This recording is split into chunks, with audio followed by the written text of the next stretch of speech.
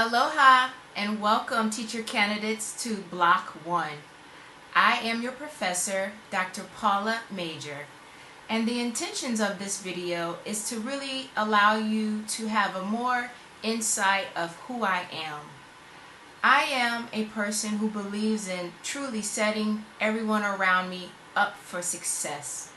I enjoy encouraging and motivating others and helping them utilize all the strengths and the talents that he or she may bring. Oftentimes you can see me very active in the community. Pre-COVID, every first, third, and fourth Saturday of the month, I am participating in either beach cleanup or reading to the keikis or participating in some type of STEM workshop for lower income students. I am involved in 2 nonprofit organizations here on the island. So for that reason, community service is something that is near and dear to my heart. I am the only child. I was raised by both of my parents in Detroit, Michigan. While in Detroit, Michigan, I was also a first grade teacher. I was employed with the Detroit public school system. And the one thing that my parents really instilled in me was the value of education, the value of utilizing my voice so that I know that I should be seen and heard, and the importance of respecting your elders and your word is your bond. So those are at the top of my list of when it comes to morals and character. And so for that reason, I don't just kind of talk it, I do my best to model it. I was in the Detroit public school system for 8 years, and at the same time I was pursuing my master's degree in the evenings. So I was a teacher by day and I was a student by night.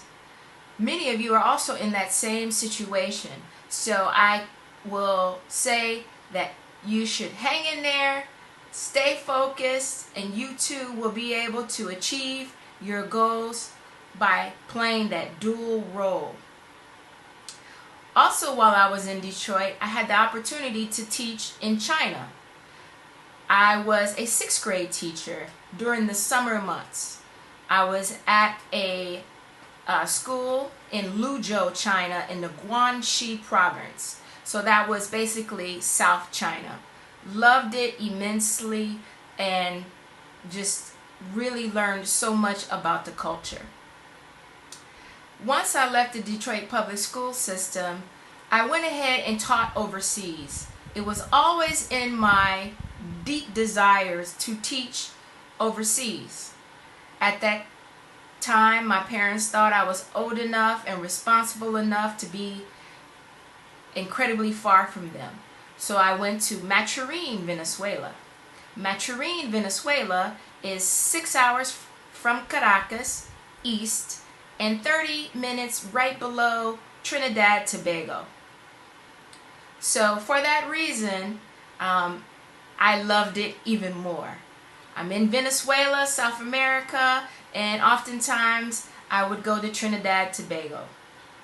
Because I minored in Spanish while I was at Howard University, it was easy for me to maneuver and matriculate through the culture of South America. I did my 2 years there, and again, I'm just a lifelong learner, loved learning, always wanted to do more. I came back to the States so I can be closer to my parents and pursued my doctorate degree at the University of Mississippi, aka Ole Miss. While at the University of Mississippi, I worked as the graduate assistant to the School of Ed Dean of Education.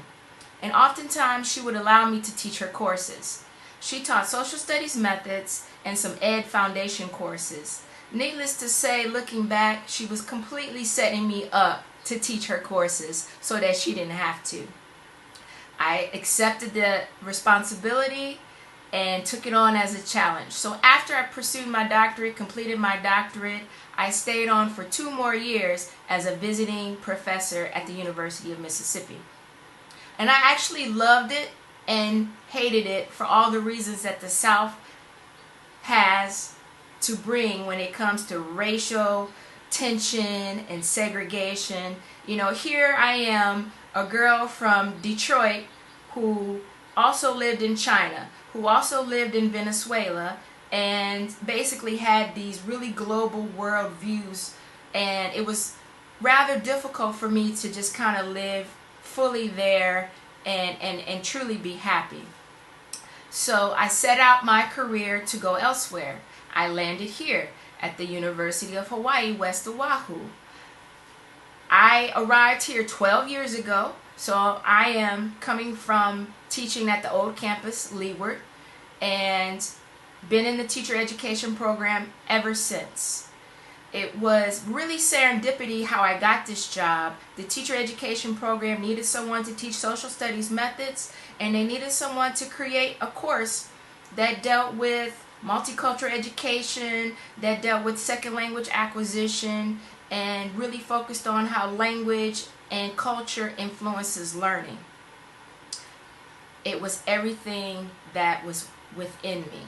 So here I am, been here, enjoying it, enjoying teaching in the block, and I'm looking forward to learning more about your stories, learning who you are and what makes you as a person. I view education in the classroom as a reciprocal learning environment.